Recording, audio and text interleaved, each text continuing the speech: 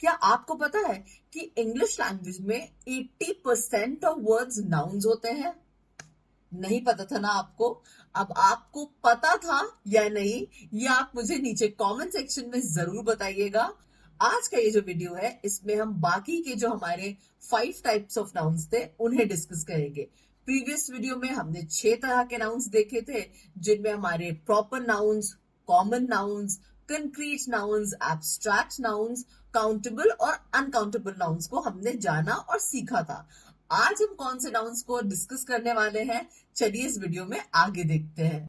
तो फिर से एक बार मैं आपके लिए लेकर आ गई हूँ टाइप्स ऑफ नाउन्स का सेकंड पार्ट।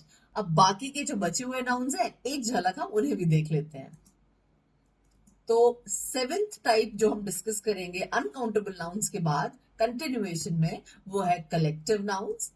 उसके बाद है compound nouns, possessive nouns, gerund nouns and infinitive nouns. So let's start today's video with collective nouns. अब collective nouns वर्ड से ही समझ में आ रहा है, collective का मतलब होता है collection, ठीक है? यानी कि किसी चीज को इकट्ठा करना या किसी भी चीज को ग्रुप में फॉर्म कर देना, ठीक है? चाहे वो इंडिविजुअल्स का, लोगों का ग्रुप हो या चीजों का ग्रुप हो, जब हम एक यूनिट में उनको ग्रुप में ले आके उसको एक नाम दे देते हैं, जैसे कि स्टूडेंट्स, कई सारे स्टूडेंट्स का एक क्लास होता है, तो वो जो क्लास वर्ड है वो हमारे कलेक्टिव नाउन्स में आता है। तो जल्दी से इसका एग्जाम्पल देख लेते हैं तो हमें और भी क्लियर हो जाएगा। जैसे कि ग्रुप ऑफ पीपल की बात करें, जैसे टीम वर्ड यहाँ पे दिया हुआ है। टीम का मतलब है कई सारे लोगों का एक ग्रुप, जैसे कि इंडियन क्रिकेट टीम है या किसी और देश की कोई टीम हो सकती है, क्रिकेट टीम, फुटबॉल टीम, कुछ भी है, उसमें क्या है, लोग हैं, पीपल हैं, इंडिविजुअल्स का वो एक ग्रुप है जो कि एक यूनिट की तरह हमने उसको टीम बोल दिया। जैसे कि मैंने आपको एग्जांपल दिया क्लास, स्टूडेंट्स, कई सारे स्टूडेंट्स हैं, उनका एक ग्रुप है जिसको हम क्लास कह रहे हैं, एक यूनिट मान रहे हैं, क्लास 7th, क्लास 8th, एक बोल रहे हैं, तो वो भी हमारे कलेक्टिव नाउन्स में आता है। एनिमल्स के ग्रुप को देख लें तो जैसे कि फ्लॉक ऑफ शीप, या फिर मैंने मान लीजिए कहा हर्ड ऑफ कैटल, ठीक है? हर्ड ऑफ कैटल यानी कि जो भी मवेशी होते हैं, जो जानवर होते हैं, उनका हर्ड, उनका ग्रुप। तो ये जो हर्ड जो वर्ड है ये भी हमारे कलेक्टिव नाउन्स की ही कैटेगरी में आता है। तो चलिए देखते हैं कि किसी सेंटेंस में हम कलेक्टिव नाउन को कैसे पहचानेंगे। सेंटेंस है the team one the championship. अब इस सेंटेंस में बहुत इजी है कलेक्टिव नाउन को पहचानना, क्योंकि हमें पता है कि जो टीम वर्ड है वो कलेक्टिव नाउन है, वो ग्रुप ऑफ इंडिविजुअल्स है, ग्रुप ऑफ प्लेयर्स है, और वो हमारा एक यूनिट की तरह टीम वर्ड जो है वो आ रहा है। तो ये हमारा कलेक्टिव नाउन हो गया, इसमें एक ही है टीम वर्ड, और कोई भी वर्ड यहाँ पे ऐसा नहीं है जो हमारे कलेक्टिव नाउन की कैटेगरी में आएगा। तो चलिए आगे बढ़ते हैं और कंपाउंड नाउन्स देख लेते हैं कि ये क्या होते हैं और इन्हें हम सेंटेंस में कैसे पहचानेंगे। तो कंपाउंड नाउन्स जो होते हैं वो दो या दो से ज्यादा वर्ड्स से बने हुए होते हैं और वो एक सिंगल नाउन की तरह एक्ट करते हैं। अब मेरे कहने का क्या मतलब है, ये आपको एग्जाम्पल से ज्यादा अच्छे से क्लियर हो जाएगा। जैसे कि सेपरेट वर्ड्स देखें अगर, तो हाई स्कूल हो गया, ठीक है? अब ये जो हाई स्कूल वर्ड है ये दो अलग अलग शब्द है, एक वर्ड है हाई और दूसरा वर्ड है स्कूल, लेकिन इनको यहाँ पे एक सिंगल वर्ड की तरह लाया गया है और हाई स्कूल जो है वो एक वर्ड बना दिया गया है। तो ये दो या दो से ज्यादा वर्ड्स जो कि हम एक नाउन, सिंगल नाउन की तरह एक्ट करें, वो हम कंपाउंड नाउन्स या उनको हम कंपाउंड नाउन्स कहते हैं। हाइफनेटेड, हाइफनेटेड का मतलब होता है जिसमें हाइफन लगा होता है, वो कौन से वर्ड्स हैं?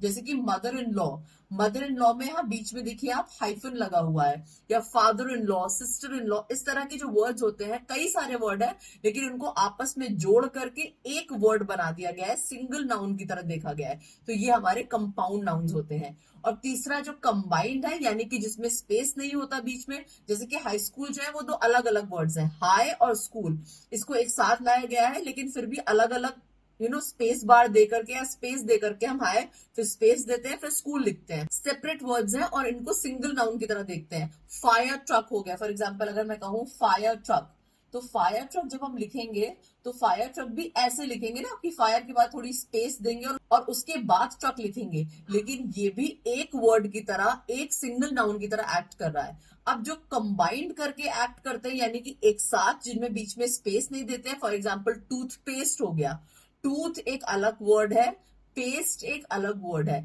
लेकिन इनको हमने कंबाइन कर दिया, जिसमें हम बीच में स्पेस भी नहीं देंगे, और ये दो वर्ड्स मिल करके कंबाइंड होकर के एक वर्ड बनाता है टूथपेस्ट, और वो हमारे कंपाउंड नाउन्स की कैटेगरी में आ गया। तो अगली बार अगर कोई आपसे पूछे या आपके किसी एग्जाम में, कोई भी एग्जाम हो, अगर आपको नाउन्स आइडेंटिफाई करने को आ गया, तो यहां तक कि अभी तक हमने ये 8th नाउन डिस्कस किया है।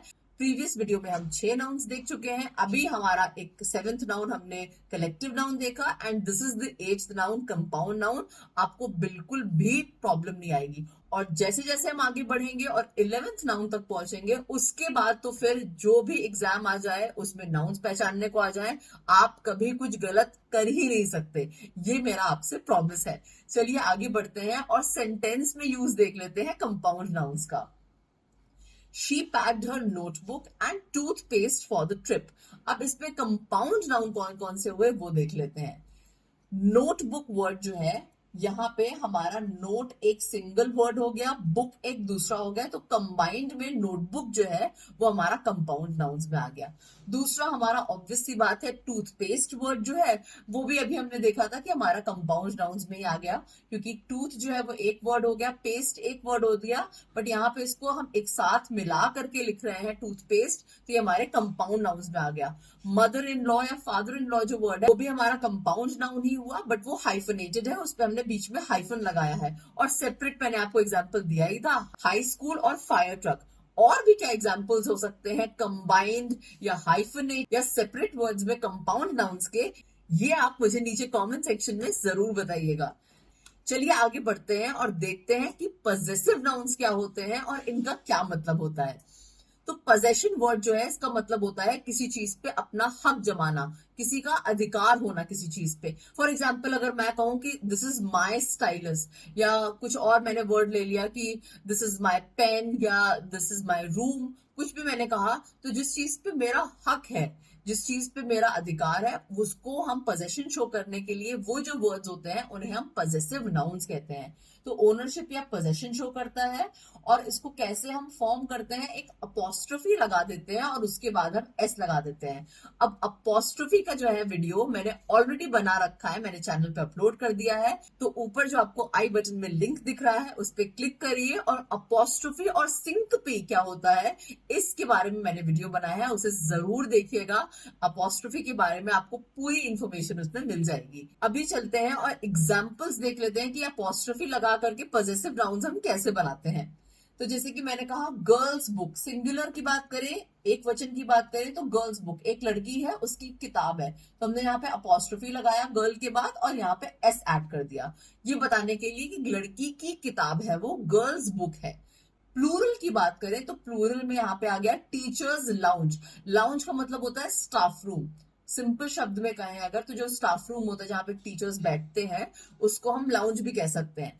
अब यहाँ पे एस के बाद अपोस्ट्रोफी लगा है, अब ऐसा क्यों हुआ है ये तो आप अपोस्ट्रोफी और सिंकपी का ही वीडियो देखिए और वहीं से ही समझिएगा। फिलहाल मैं आगे बढ़ती हूँ और आपको बताती हूँ कि पजेसिव नाउन्स को हम सेंटेंस पे कैसे यूज करेंगे।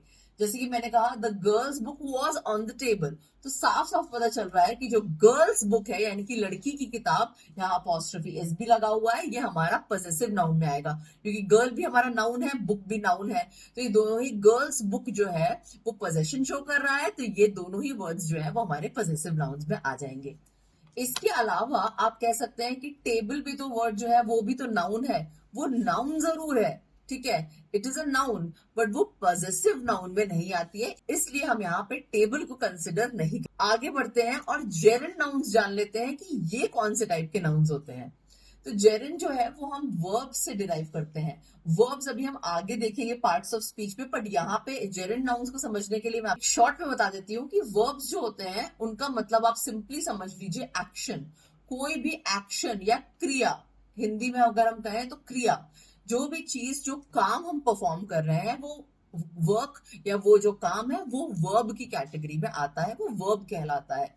तो जेरंड नाउन्स जो है वो होते हैं जिनको हम वर्ब से लेते हैं, उनमें हम आईएनजी लास्ट में जोड़ देते हैं और वो नाउन्स की तरह फंक्शन करते हैं, नाउन्स की तरह एक्ट करते हैं। यानी कि वो वर्ब्स जिनमें हम लास्ट में आईएनजी जोड़ करके उन्हें नाउन्स की तरह एक्ट करवाएंगे, उन्हें नाउन की तरह प्रेजेंट करेंगे, वो हमारे जेरेंड नाउन्स कहलाते हैं। एग्जाम्पल से आपको क्लियर होगा।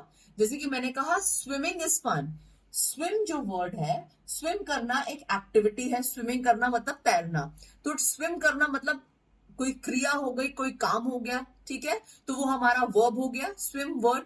लेकिन उसमें हमने आगे आईएनजी लगा दिया और आगे हमने लिख दिया स्विमिंग इज फन।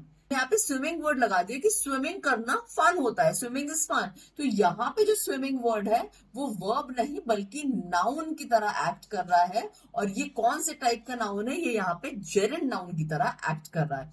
अब दूसरा देख लीजिए, reading helps improve vocabulary. Read करना, रीड कर रहे हैं, पढ़ रहे हैं, कोई चीज यहाँ पे सामने है उसे पढ़ रहे हैं, कोई काम कर रहे हैं, ठीक है। वैसे रीड वर्ड जो है वो वर्ब होता है, लेकिन यहाँ पे हमने आईएनजी पे लगा दिया, इसको रीडिंग बना दिया, ठीक है, और आगे की तरफ लगा दिया। और हमने कहा रीडिंग जो है वो हमारी वोकैबुलरी इंप्रूव करने में मदद करती है। तो यहां पर ये जो रीडिंग वर्ड है ये वर्ब नहीं बल्कि नाउन की तरह एक्ट कर रहा है। यहाँ पे हमने नाम बोला है कि रीडिंग जो है वो हमारी वोकैबुलरी बढ़ाती है। तो रीडिंग एक नाम हमने दे दिया कि रीडिंग हमारी वोकैबुलरी बढ़ाती है। तो ये यहाँ पे नाउन की तरह एक्ट करेगा, ना कि वर्ब की तरह। तो जेरेंड नाउन्स में आप बहुत ज्यादा कंफ्यूज हो सकते हैं, इसीलिए इस चीज को बहुत ध्यान से समझिएगा। जैसे कि मैं एक और एग्जांपल से आपको समझाती हूँ। मान लीजिए ट्रेवल वर्ड मैंने लिया, ठीक है। ट्रेवल करना मतलब सफर करना, घूमना, ठीक। ट्रेवल वर्ड का मतलब है एक्शन करना। हम ट्रेवल कर रहे हैं, हम एक्शन कर रहे हैं, हम उठा करके हम चल रहे हैं, हम जगह जगह जा रहे हैं, ट्रेवल कर रहे हैं, ठीक है। ये हम एक एक्शन परफॉर्म कर रहे हैं। लेकिन मैंने कहा ट्रेवलिंग इज अ बून, या मैंने कह दिया कि ट्रेवलिंग हेल्प्स, ठीक है, helps us maintain our health. For example मैंने ऐसे कुछ कह दिया। तो यहां पर जो ट्रेवलिंग वर्ड है, मैंने कहा ट्रेवलिंग से हमारी हेल्थ इंप्रूव रहती है। जब मैंने ट्रेवलिंग आईएनजी लास्ट में लगा दिया और आगे उसको बोला, तो यहाँ पे वो जो ट्रेवलिंग वर्ड है अब वो वर्ब नहीं रह गया, वो अब यहाँ पे नाउन की तरह फंक्शन कर रहा है। तो जो भी वर्ब्स हैं उनमें हम आईएनजी लगा करके उनको जब यूज करते हैं एज अ नाउन, तो वो नाउन की तरह फंक्शन करने लगता है। और ये पहचानना हमें बहुत जरूरी होता है कि कहां पर वो नाउन की तरह एक्ट कर रहे हैं और कहां पर वो वर्ब की तरह एक्ट कर रहे हैं। ये धीरे धीरे आपको प्रैक्टिस से आएगा। तो इस तरह के जो नाउन्स होते हैं उन्हें हम जेरेंड नाउन्स कहते हैं। थोड़ा सा ये आपके लिए टिपिकल हो सकता है, बट प्लीज आप इसे समझने की कोशिश करिए तो बहुत ही आसानी से आपको समझ में आ जाएगा। तो ये दोनों ही वर्ड्स जो है स्विमिंग और रीडिंग, ये हमारे जेरेंड नाउन्स में आते हैं। आगे बढ़ते हैं और इन्फिनिटिव नाउन्स भी देख लेते हैं। तो इन्फिनिटिव नाउन्स जो होते हैं वो वर्ब के बेस फॉर्म से बनते हैं और वो प्रिसीड करते हैं टू के साथ। यानी कि प्रिसीड का मतलब होता है पहले टू आएगा और उसके बाद जो वर्ब का बेस फॉर्म है वो आएगा। फॉर एग्जाम्पल मैंने कहा टू रन, ठीक है। रन जो है वो वर्ब का बेस फॉर्म है, उसके आगे मैंने टू लगा दिया और ये दोनों ही शब्द मिल करके इन्फिनिटिव नाउन्स को बनाता है, ठीक है। एग्जाम्पल देखते हैं।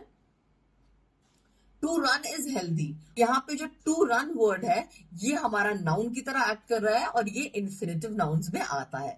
दूसरा एग्जाम्पल देख लेते हैं। टू लर्न टेक्स डेडिकेशन, यानी कि सीखना जो है वो डेडिकेशन मांगता है, उसके लिए आपको पूरा डेडिकेटेड होके रहना पड़ता है। तो यहां पर ये जो वर्ड है टू लर्न, ये हमारा इन्फिनिटिव नाउन में आ गया। तो कोई भी बेस फॉर्म ऑफ वर्ब हम ले लेंगे, उसके आगे जब हम टू जोड़ देंगे और उनको एक साथ हम लेके आएंगे, वो हमारा इन्फिनिटिव नाउन्स में आ जाता है। तो जेरेंड नाउन्स और इन्फिनिटिव नाउन्स में वर्ब का भी इस्तेमाल है। कैसे उसको यूज करेंगे और कैसे वो नाउन्स की तरह फंक्शन करता है, ये आप धीरे धीरे करके जैसे जैसे प्रैक्टिस करेंगे और इस वीडियो को आप बार बार देखिए, मैं आपको गारंटी दे सकती हूँ कि आपको जेरेंड नाउन्स और इन्फिनिटिव नाउन्स में अगर थोड़ी बहुत भी प्रॉब्लम आएगी तो अब बिल्कुल समझ में आ जाएगा। बहुत डिफिकल्ट नहीं है, इजी है समझने के लिए। बस थोड़ा सा ये देखना है कि कहां पर वो नाउन की तरह एक्ट कर रहा है और कहां पर हम उसको यूज करना है। So let's move forward and see a quick summary of all the 5 types of nouns. तो सबसे पहले आता है हमारा कलेक्टिव नाउन्स जो हमने पढ़ा था। तो एग्जाम्पल है the flock of birds flew across the sky. अब इसमें नाउन्स तो फ्लॉक, बर्ड्स, स्काई ये तीनों ही हैं, लेकिन हमें यहाँ पे सिर्फ और सिर्फ कलेक्टिव नाउन्स को जानना है। तो वो कलेक्टिव नाउन है फ्लॉक। ठीक है, फ्लॉक ऑफ बर्ड्स मतलब ग्रुप ऑफ बर्ड्स, बर्ड्स का जो ग्रुप है उसे हम फ्लॉक कहते हैं, तो वो कलेक्टिव नाउन में आ गया। कंपाउंड नाउन्स देख लेते हैं। Basketball court was crowded with players. अब इसमें जो हमारा कंपाउंड नाउन है वो बास्केटबॉल है। बास्केट एक वर्ड है, बॉल दूसरा वर्ड है, दोनों को कंबाइन कर दिया, बास्केटबॉल एक सिंगल नाउन की तरह एक्ट कर रहा है, कंपाउंड नाउन्स में आ गया। पजेसिव नाउन्स देखते हैं।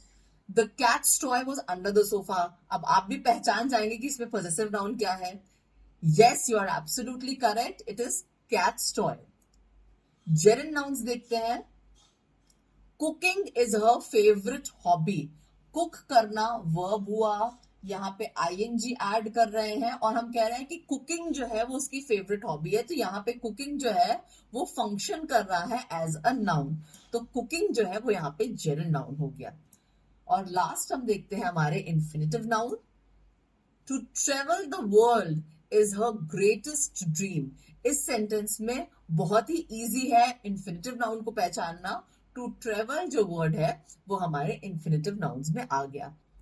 तो इसी के साथ हमने अपने सारे 11 टाइप ऑफ नाउन्स जो है उन्हें कवर कर लिया है। आई होप आपको ये वीडियो पसंद आया होगा। If you have liked a video please give an appreciation, इसको लाइक करिएगा, सब्सक्राइब जरूर करिएगा चैनल को और शेयर करिएगा अपने फ्रेंड्स और फैमिली के साथ। कुछ पूछना हो या आपको अप्रिशिएट करना हो या कोई फीडबैक देना हो तो कमेंट सेक्शन में आप जरूर दीजिएगा। मिलते हैं बहुत जल्दी पार्ट्स ऑफ स्पीच सीरीज के एक नए टॉपिक के साथ। Till then, take care and enjoy your life. Be happy.